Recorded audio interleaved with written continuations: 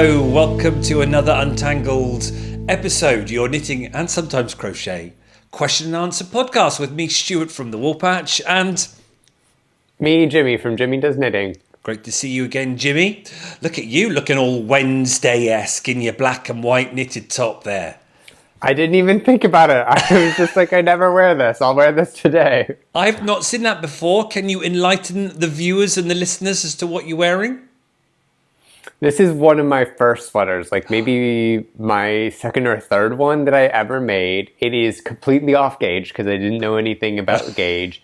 And it's the classic jumper by Knitswits and Yarns, Oh, cool. maybe? Love Something it. like that. But then I added the stripes to it. So it's varied from the pattern, so it doesn't really look like this. And plus my gauge was wrong. But it was a pretty solid drop shoulder piece sweater. Love it. Looks fabulous. And as I say, very Wednesday. Me, however, I've got my gym top underneath. I look a bit frazzled and a bit sweaty with a skanky old t-shirt over the top because I've been rolling about in a sheep shed at another farm sourcing the 2026 Lavender and Blue collection. Oh, how exciting. So I'm a bit, I did wash my hands, but I still smell of sheep. It's going to be exciting. The breed is Romney, but the sheep are all on an organic farm, so it just pushes up that what do you say, the end result just that little bit more, knowing that it's organic sheep and the way the farmer has treated them and treated the land. So that should be exciting. So just now have to get the fleece, send it off to the mill, and then the process starts all again, ready for next year. It's non-stop, isn't it? Very exciting. Right. Have you been doing any dyeing lately? I have, yes, because it's the MCAL in 2-3 weeks, isn't it? Yes. So I spent the week dyeing British wool. I've got some classic 100% British wool, traceable British wool from a big undyed yarn company here in the UK. And I thought, you know what? I'm going to go for British wool. Just keep it nice and simple. And I've been dyeing in the garage, and I'm going to go with the fades because I know he released 2 types you could choose. You could either choose bold, distinct, contrasting colours, or you could go for a fade. So I thought, well, that's perfect for lavender and blue. So I'm going to have 3 blues, and then my contrast colour, which he says you can do, is going to be a classic white natural. And hopefully I'll get them on sale for anyone who wants to join along and perhaps do British wool lavender and blue fade kits. So keep your eye out on the website if that's something you're going to do. I can't remember, Jimmy, if you said you were doing it or not. I'm not, but if I was, I would do a fade. Every single time that I see an M coil, what I think I would do is buy like an undyed ton of yarn and then like all of the yellows that I can out of a yarn range and then do something with that. So I'm a big supporter of this lavender and blue fade. I think it's going to look beautiful. Oh, fingers crossed. Fingers crossed for good clues so I don't drop out early. Anyway, here's go to question 1. This is from John in the USA. Hey there. Sometimes I find that with a multiple ply yarn, 1 or 2 of the strands will get pulled or snagged out away from the others. Maybe I've split them with the needle or something, which then creates a bit that sticks out and looks bad. I'm always tempted to clip it. Oh my lord! And hope the remaining plies do the job, I guess. But that seems risky. Yeah, John, very. Is this the sort of thing that will even out after blocking? Could I safely trim them? Or should I just leave them as they are? Thanks, John. A great question, John. Jimmy, what did you do when you read that question? Well, I was hoping that he didn't clip his yarn because I'm not so sold on that. Maybe if you have like a really rustic wool that's like self-felting after a while, maybe, I'm not so sure about it. You could clip it, but like otherwise it gets a little funny and things don't wear very well. But I mean, this happens to everybody. Has it ever not happened to you when knitting something, Stuart? No, never not. No, it's just splitting the yarn. It's just some yarns are more splitty than others. It's simple as that, isn't it?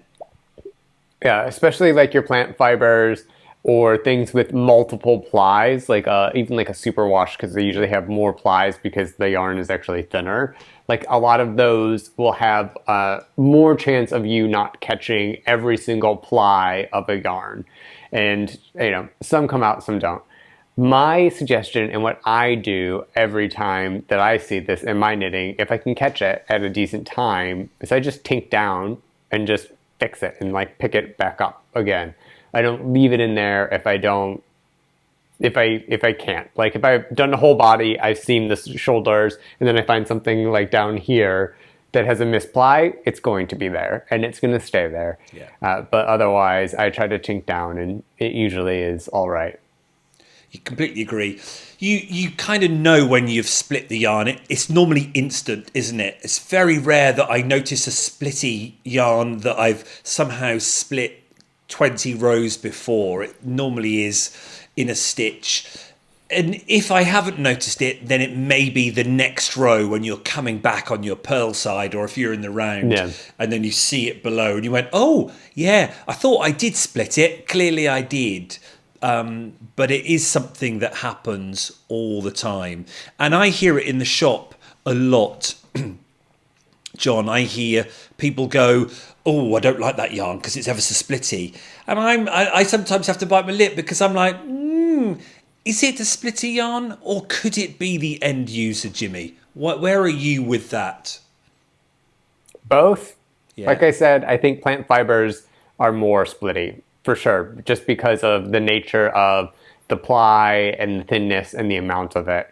It's going to happen more often than not. But also, if you're stabbing it weird, that stitch, it's going to split, and then that's going to happen. Yeah. So it's both, and you can sort of mitigate it or not. And, if it happens to be in the garment, it's a hand knit thing. It shows that it's hand knit. It's real. Yeah. Like mistakes happen. There are mistakes in every single thing that I make, and maybe it's just a design feature if you catch it too late. I like that.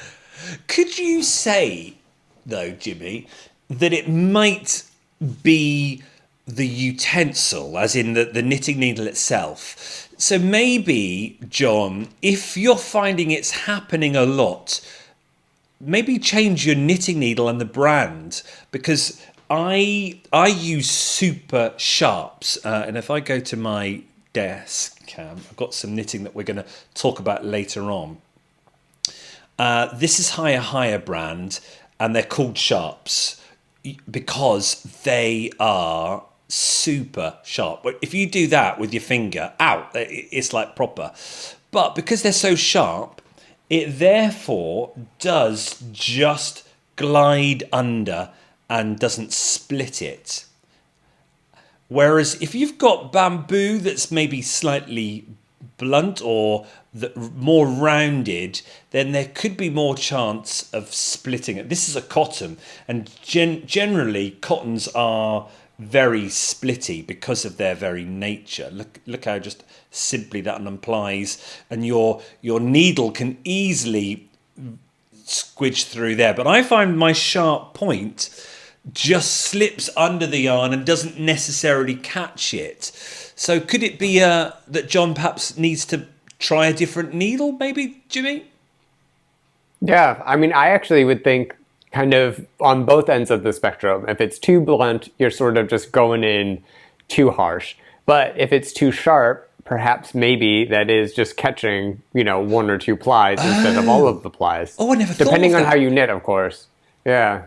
Yes, it's so sharp that it goes through the middle of the yarn rather than going, oh, God. Well, that's possible. That's quite backfired on my on my point. No, but see, this is, everybody knits differently, and that's how you knit, and so it works really well for you. I don't know if I would be a super sharp knitter, but I definitely have had a set of needles with the blunts, and I can't use those. Yeah. But that is a good point. Never thought about that. So maybe, yes, look at what you're using at the moment, John, and then either go roundeder with wooden or more pointier. Terrible English there, but yes, and good luck with it. But it is a thing, John. It is splitting the yarn, and it's just something that we all do. But yeah, no clipping, no clipping. Oh, that proper made my butt cheeks clench when I read that. Right, cheers, John. Next question. Hey, Sylvain again. Quebec. Good to hear from you. Hi, Stuart. Hi, Jimmy. Another question. Do you have any tricks to achieve a nice grafting line when assembling shoulders on a jumper? How do you make it? Any tricks for achieving a nice grafting line? Oh, I don't think I've ever done that, Jimmy. We might have to assume some things here. Jimmy, what do you think? So I think we talked about this earlier, and there are two approaches to this question, so I guess we can give two answers.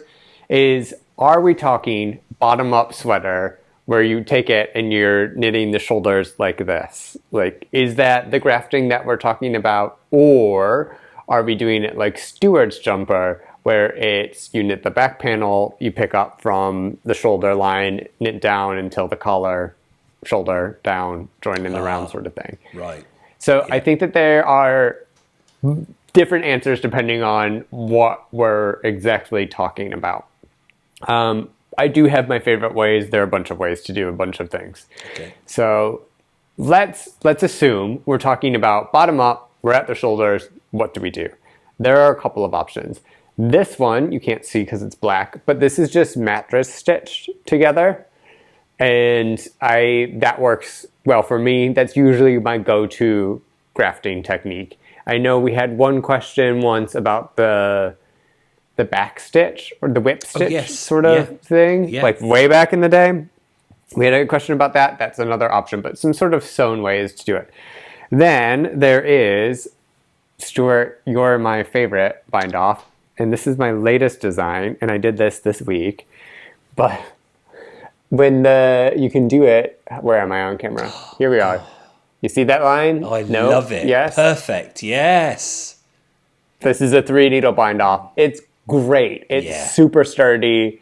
It's fun to do. I really like it as a bind off. I think it's a great technique. You keep both of the stitches on both sides live until the very end, and then you use 3 needles and you do like a knit and slip one over, knit, slip one over sort of situation.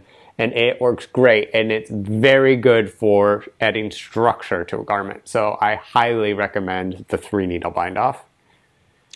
I think you're right there with that, because when people do socks and they do the toe, often it's called, how do you graft the toe, and do you use the Kitchener stitch or whatever? So I think you're probably right there with assuming perhaps what Sylvain means. And that 3-needle bind off is a great grafting technique in that respect. Grafting 2 sections together to make a nice seam. So that's a good shout there. And then you mentioned my other option. It doesn't really add structure, but it looks pretty. The Kitchener stitch. The Kitchener stitch will make it look like these 2 pieces are one continuously sewn, knitted thing. So there's like no visible seam because it's all just put together. So that's another option for, if you want that sort of look. And you can also Kitchener stitch in pattern if you have a pattern too. It's a little bit more difficult, but that's it. So those are my, let's say, 3 go-tos for shoulders for bottom up. Love it. But if we've assumed right, Sylvain, then I think that's it. Yeah, the 3-needle bind off on shoulders is a great one, no matter what.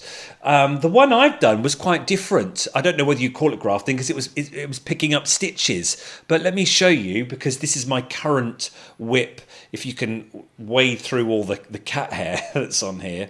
So this is the back. This is the Echo by Marcus Knits. This was the back, and we started, if I zoom out a tad, that might be easier. Where's my camera? Mouse. There we go. Let's do it this way.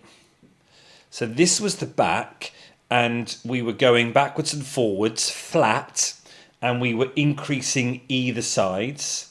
So it was going out like that. And then we went down and then we finished that.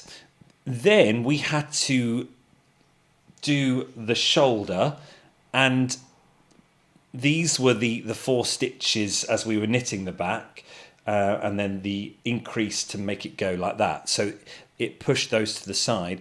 We then had to pick up to start knitting the shoulder down, and this is a technique I'm seeing quite a lot. Has it got a specific name, Jimmy, this technique or this way of knitting? Not exactly, not with the picking up specifically. Okay. It's just a drop shoulder thing. I think the way that the drop shoulder is constructed with the specific like trapezoid back, I think that's like an English tailoring or a tailored shoulder sort of thing. But it makes for a lovely here, if you're thinking about it, this shoulder seam here. So I've picked up those across those 4 stitches and now knitting down here, and it just is such a beautiful knit join. But there's no specific technique. I was just picking up all those stitches. There you go. You can see what it's done to then knit downwards. But it's another grafting technique, I suppose. It depends on the designer, doesn't it? And how the designer wants you to make the garment. But this is a very specific way, and then we'll have to knit the arm and then set that in there. But I'm actually going to keep this armless. I think I'm going to keep this as a slip over if I ever finish it, because it's now in the round top down. So I'm now just going, and of course my torso is so blinkered long. That's just how do you not get into that this is taking so long feel and get over that? I don't know how you do that. Have you got any tips for that? Oh, I go like full on angry white man mode, and I'm like, this will be done, this will be finished. I like have to do it now. And so I force myself to do it. Yeah. It's probably not the best way to do it, but for sure, especially like at the end of the Prada sweater, I was not having it. And I knew that if I didn't sit down like then and there and like finish it this weekend or whatever, it would never ever happen. So I force myself to go through the pain sometimes. I love it. I think I'll do that more, because I do like a deadline. That's why I like the MCAL so much, is because I know I'm knitting every night across October to get something finished. So I adapt well to that. So okay, I shall do that to myself. I don't know if it's the healthiest thing to do, I'm going to be honest. Every now and again, though. Every now and again won't hurt, will it? I guess not. Okay, last question. Josh, we got all the boys today. Josh, California. I am used to working in size 4, which is an Aran worsted weight yarn, and find it difficult working with size 3, a double knit yarn. Do you have any tips on working in different weights of yarn than you are used to? Is it as simple as just keep at it and get used to how the yarn acts? I feel like when I'm working in smaller yarns, I have to have a large amount of slack for the working yarn, and that the working yarn is just slipping out of the hand that I'm using for tension. Josh, great question. I've never thought about that, because I normally just pick up a yarn and just knit with it. Obviously cursed that smaller weight yarns take long to knit, but I never thought about it like that. Jimmy, what say you?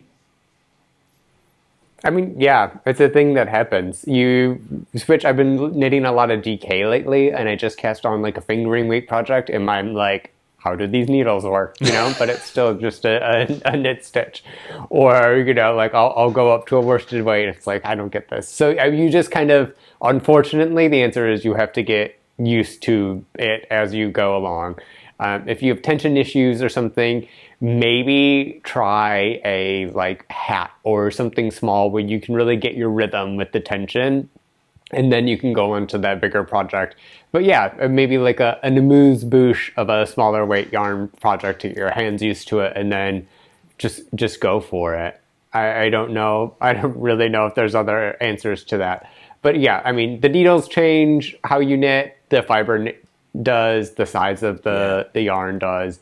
So, I mean, if you can also want to change some of those things, then perhaps maybe it will be a little bit of a different knitting experience to you. Do you have any thoughts on this one? I don't have any tips as such, but I know my customers and my knit and natter ladies have tips for this. Do you know what their tip will be? Don't use any other yarn than an Aran or a worsted. Or they'll just say, don't use any other yarn. What is it, Josh, isn't it? Yeah, they'll say, that's Josh. My tip is not to use any different weight of yarn. You stick with your favourite one. And my Friday knit and natter ladies will say that because they only ever knit with 4-ply. They are exclusive to 4-ply. They would be like, oh, no tip. Why are you knitting with something else? And you can understand, you then become a master of that weight yarn. So using another yarn will be odd, won't it? It will take time to adjust. So Josh, just stick with your Aran weight. But then you can't. That's a silly one, isn't it? It's a bit of a giggle, but you might see a pattern that you fall in love with. And so therefore you do change yarn. But it's just something you get used to, I suppose, isn't it? Or you do. You're just like, oh, that was such a struggle going to double knit. And you probably don't choose double knit patterns as much, maybe, as well. It is that in reality, isn't it? Yeah, I mean, it's a hobby, right? Let's not take this so seriously. Do what brings you joy, knit what you like.